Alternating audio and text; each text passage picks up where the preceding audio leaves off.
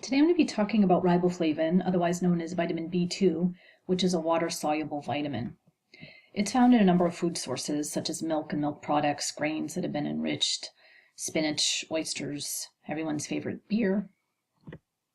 It is destroyed by sunlight, so that's important to know. To be digested and absorbed, the riboflavin in foods in the form of FAD and FMN and riboflavin phosphate must be freed before the absorption can occur. And that's dependent on an energy transporter in the proximal small intestine. It's a vitamin energy dependent transporter, again, found in the proximal small intestine.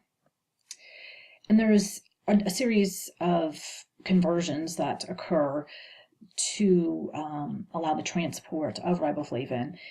It's actually phosphorylated to FMN, and then it's dephosphorylated back to riboflavin. And when it goes back to riboflavin, it's transported to the liver where it's converted to FMN and FAD. And most flavins in the plasma, the systemic plasma that's obviously circulating, are in fact riboflavin. You'll find the greatest concentrations of riboflavin in the liver, kidney, and the heart.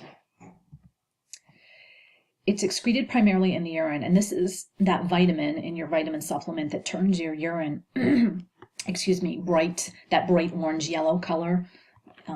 That's a sure sign that you've probably ingested too much riboflavin and it's being excreted. I've listed the recommended dietary allowance for you for reference. Riboflavin deficiency, or riboflavinosis, is characterized by a number of clinical symptoms. People tend to get deep fissures, which are painful in the corners of their mouth, angular stomatitis, or fissures in their lips, or an inflamed tongue, glossitis. Edema is a localized swelling. It also is characterized by dermatitis and sensitivity of the sun. It may present itself in people who do not drink milk or eat enriched grains. In terms of toxicity, there's no tolerable upper intake level established at this time. If one were to assess riboflavin status, you would need to measure erythrocyte glutathione reductase and the urinary excretion rate. That's not something we do routinely in a clinical setting. I've never seen actually riboflavin be measured. These pictures show you the angular stomatitis due to riboflavin deficiency before and after therapy with riboflavin.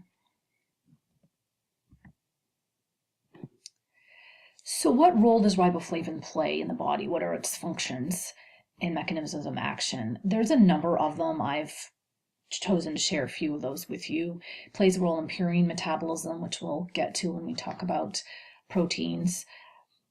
It plays a role in the electron transport chain and the synthesis of folate, as 5-methyl tetrahydrofolate, role in synthesis of niacin from tryptophan, glutathione reduction, dopamine, which is a neurotransmitter, and also in fatty acid beta oxidation, which we discussed when we talked about gluconeogenesis.